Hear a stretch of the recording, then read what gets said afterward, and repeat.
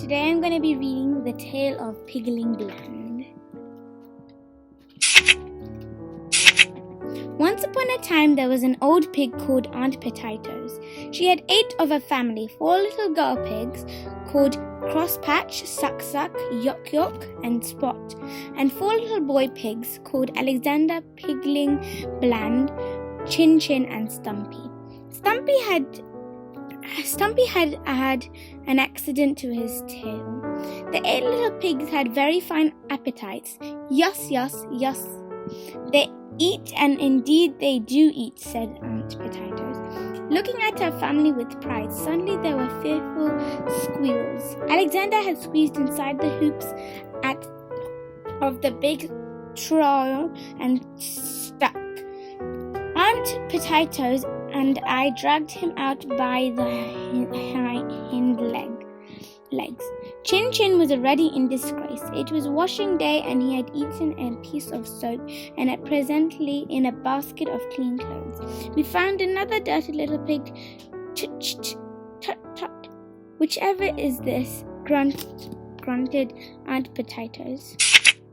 Now all the pig family are pink or pink with black spots, but this pig child was smutty black all over. When it had been popped into a tub, it proved to be Yuck-Yuck.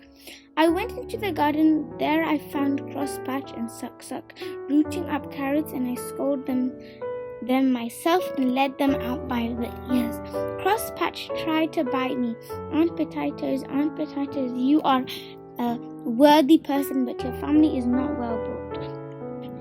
Every one of them had been in mischief except Spot and Pigling Bland.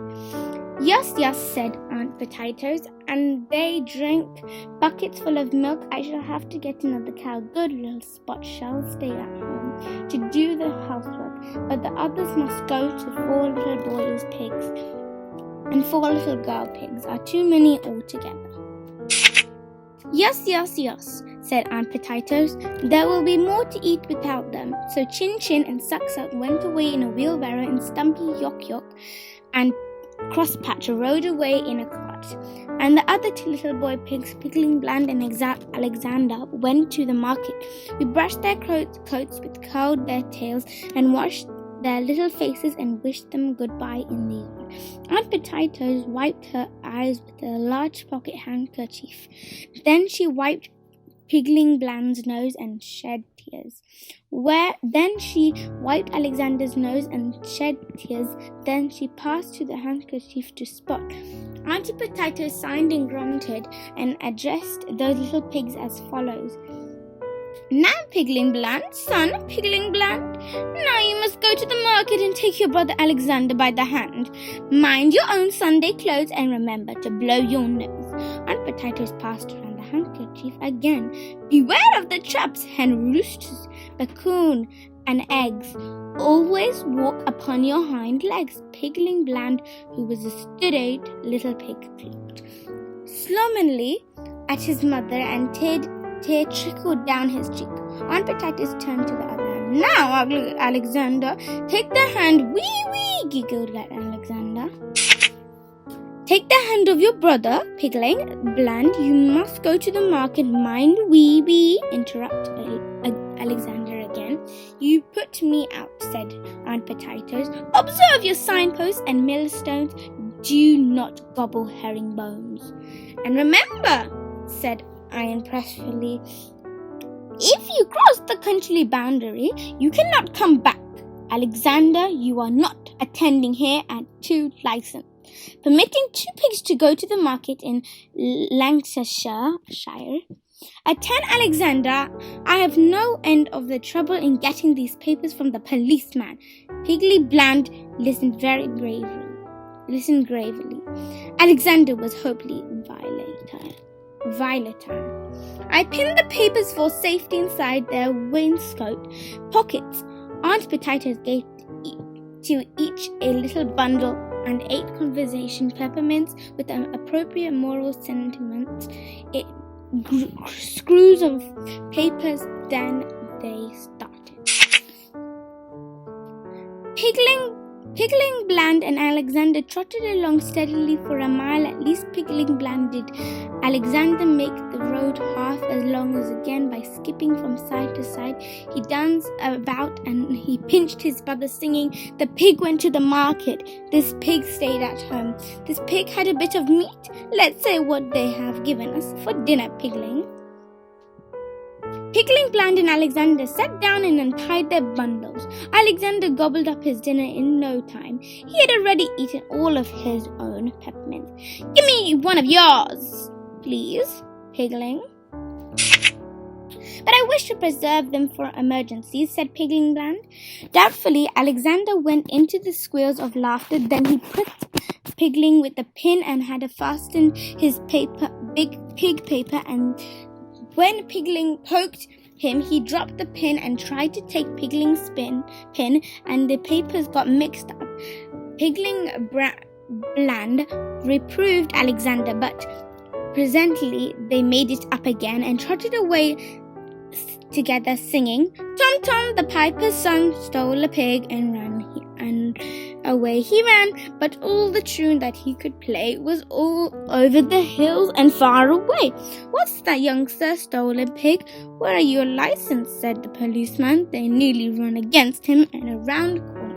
Pigling, Bland out his paper. Alexander, after fumbling, handed over something scrappily. To 221 sent 2 odds conversation sweeties at 3 farthing.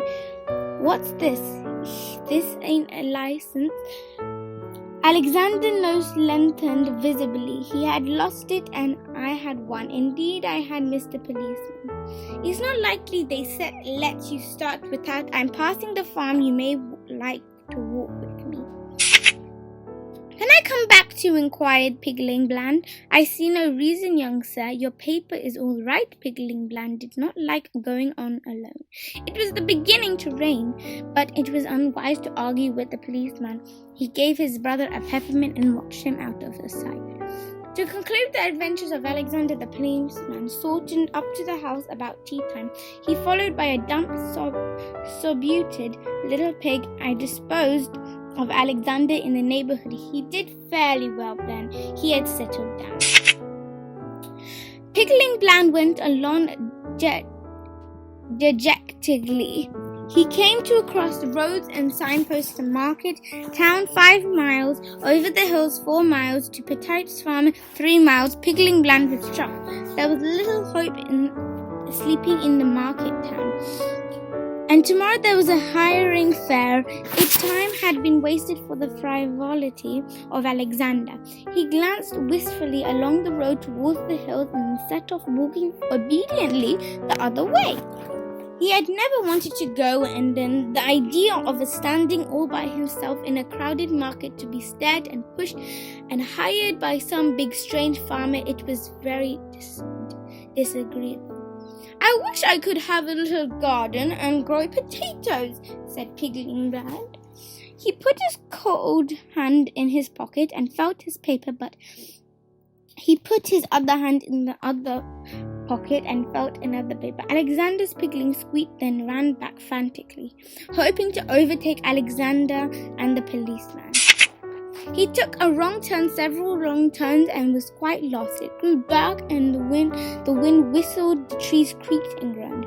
Pigling, Bland became a fright and cried, "Wee, wee, wee! I can't find my way home." After an hour wandering, he got out of the woods. He through the clouds, and a Pigling, Bland saw a country that was new to him. The road crossed a moor. Below was a wide valley with a river twinkling in the moonlight, and beyond in its misty distant lanes. He saw a small wooden hut, made his way to it, and crept inside. "I am afraid it is a hen's house. What can I do?" said Pigling, Bland, wet and cold and quite tired out. Bacon and eggs, clucked a hen on a perch. Trap, trap, trap, crackle, crackle, crackle. The scold disturbed crockle to market, jiggity jig, clucked a broody white hen roostering to him. Pigling Bland, much alarmed, determined to leave at daybreak. In the meantime, the hens fell asleep.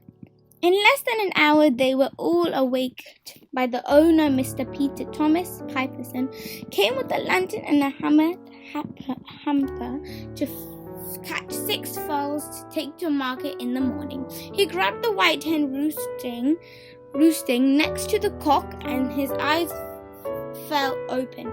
Pigling Bland squeezed up in the corner. He made a singular remark. "Hello! Here's another," sighed Pigling by the scruff of the neck, and dropped his into the hamper. Then he dropped into 5 more dirty, kicking cackle hens upon the top of the Pigling Bland. The hamper, containing 6 fowls and a young pig, was no light weight. It taken a downhill unsteadily. With jerks, Pigling, although nearly scratched to pieces, contrived to hide the papers and peppermints inside his clothes. At last the hamper was bumped down upon a kitchen floor. The lid was open and Pigling was lifted out. He looked up, blinking, and saw an offensively elderly man grinning from ear to ear. "This one's come for himself, whatever," said Mr. Piperson, turning Pigling's pockets inside out. He pushed the hamper into a corner, threw a sack over it to keep the hens quiet, but put a pot on the fire and unlaced his boots. Pigling Bland drew forward a coffee stool and sat on the edge of its shyly warming hands. Mr. Piperson pulled off a boot and threw it against the wainscot at the further end of the kitchen. There was a smoothed noise. "Be quiet," said Mr. Piperson. Pigling Bland warmed his hands and eyed him. Mr. Piperson pulled off the other boot and flung it after the first. There were again a curious noise. "Be quiet, will you?" and said Mr. Piperson. Pigling Bland sat at the very edge of the coffee stool. Mr. Piperson fetched meal from a chest and made porridge. It seemed to Pigling that something at the further end of the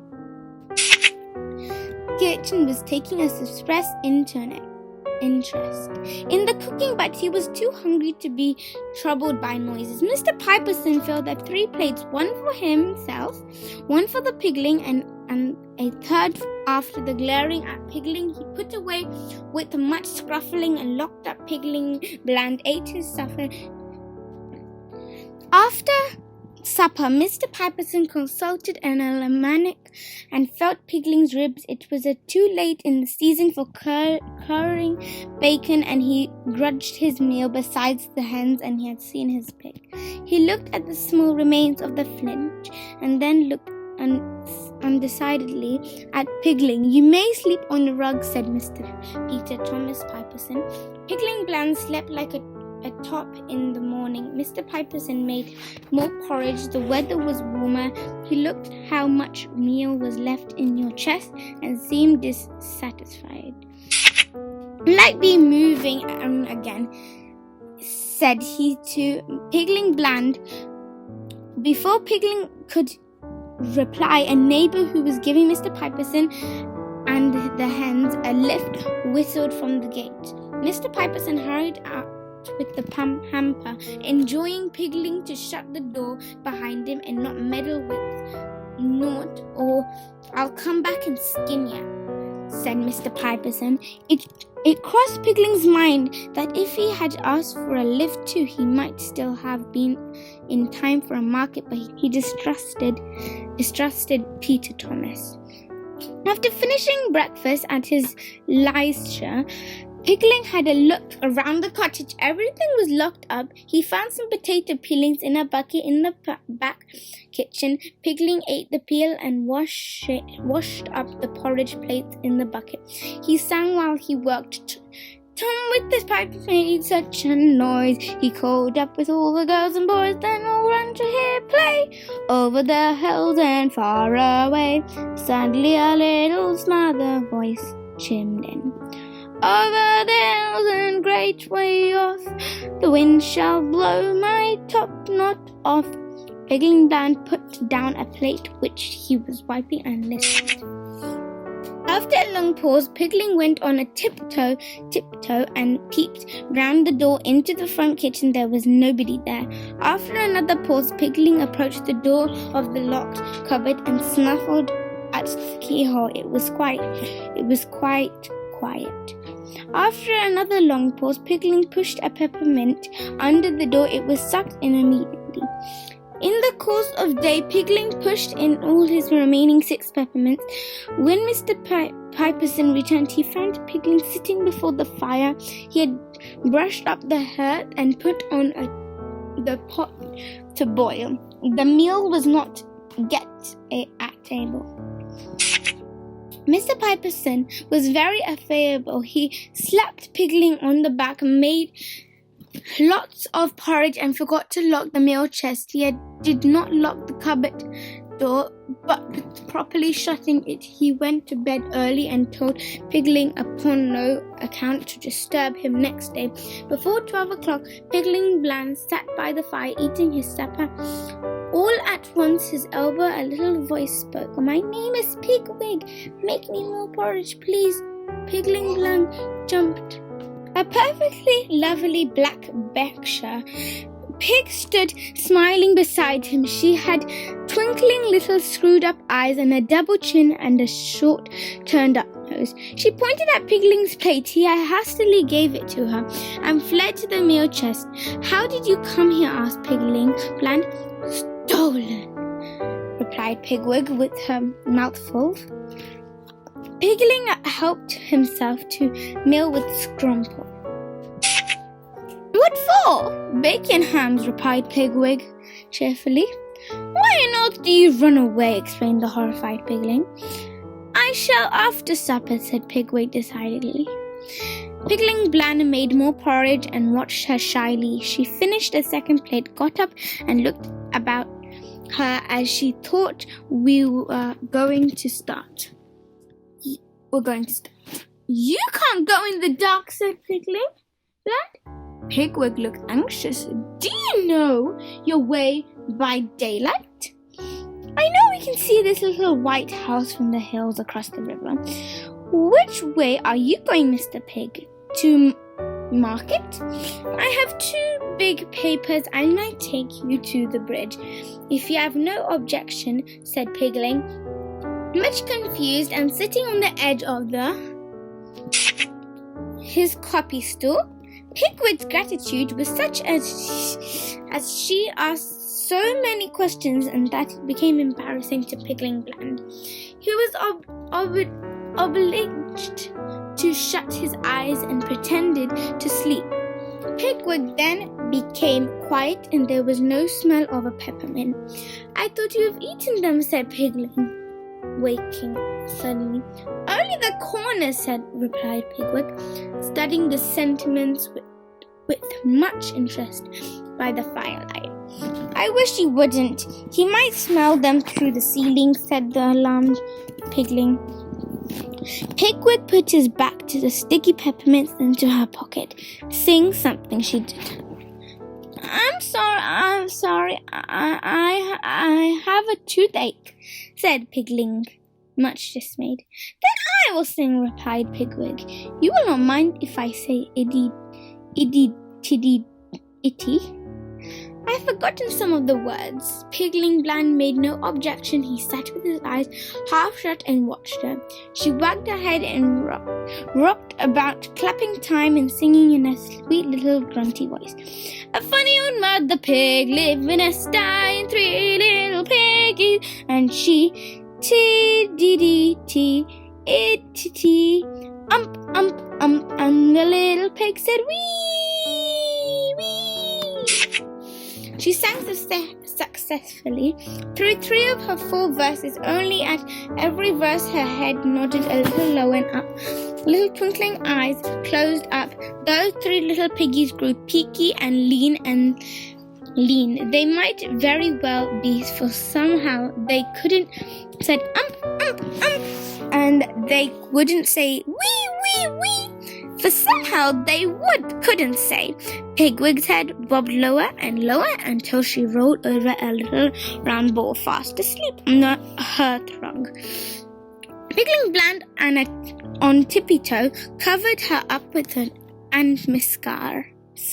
He was afraid to go to sleep. For the remainder of the night he sat listening to the chirping of the crickets and to the snores of Mr. Piperson's overhead. Early in the morning, between dark and daylight, Pigling tied up his own little bundle and woke up Pigwig. She was excited and half frightened, but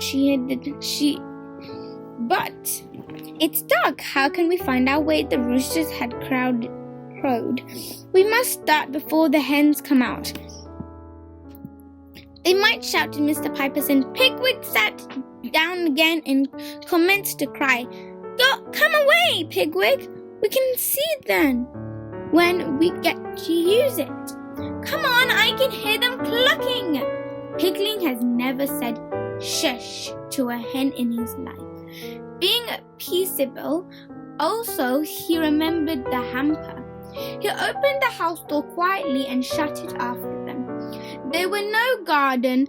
The neighbourhood of the Mr. Pipersons was all scratched up by fowls.